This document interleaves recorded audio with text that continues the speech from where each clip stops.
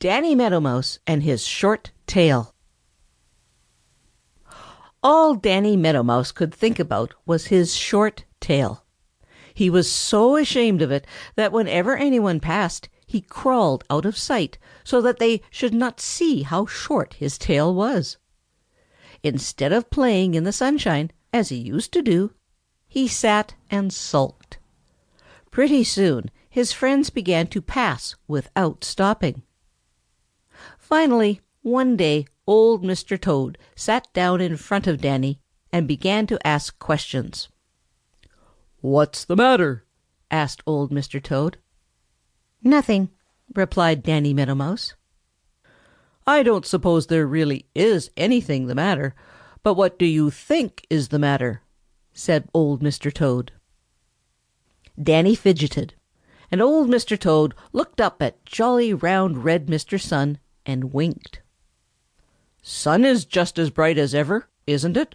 he inquired. "Yes," said Danny. "Got plenty to eat and drink, haven't you?" continued Mr. Toad. "Yes," said Danny. "Seems to me that is a pretty good-looking suit of clothes you're wearing," said Mr. Toad, eyeing Danny critically. "Sunny weather, plenty to eat and drink, and good clothes. Must be you don't know when you're well off, Danny Meadow Mouse." Danny hung his head. Finally he looked up and caught a kindly twinkle in old Mr. Toad's eyes. "Mr. Toad, how can I get a long tail like my cousin Whitefoot of the Green Forest?" he asked. "So that's what's the matter! Ha ha ha! Danny Meadow Mouse, I'm ashamed of you. I certainly am ashamed of you," said Mr. Toad. "What good would a long tail do you? Tell me that." For a minute Danny didn't know just what to say. I'd look so much better if I had a long tail," he ventured. Old Mr. Toad just laughed. "You never saw a Meadow Mouse with a long tail, did you?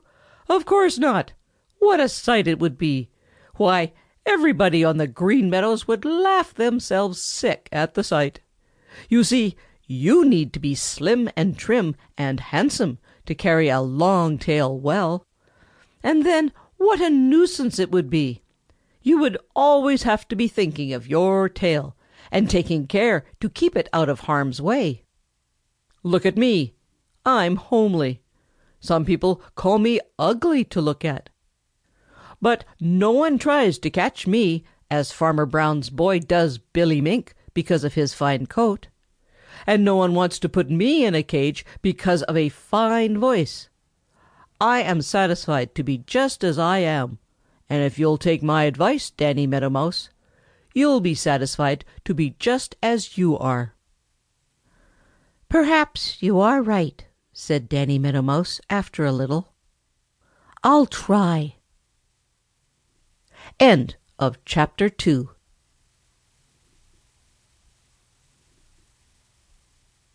Chapter 3 of The Adventures of Danny Meadow Mouse. Danny Meadow Mouse plays hide and seek. Life is always a game of hide and seek to Danny Meadow Mouse. You see, he is such a fat little fellow that there are a great many other furry-coated people, and almost as many who wear feathers, who would gobble Danny up for breakfast, or for dinner if they could.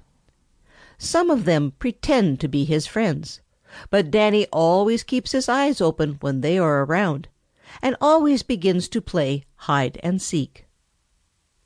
Peter Rabbit and Jimmy Skunk and Striped Chipmunk and Happy Jack Squirrel are all friends whom he can trust.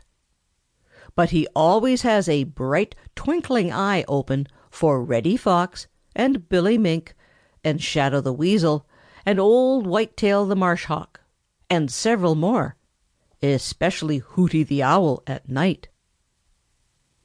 Now, Danny Meadow Mouse is a stout-hearted little fellow, and when rough Brother North Wind came shouting across the Green Meadows, tearing to pieces the snow clouds and shaking out the snowflakes,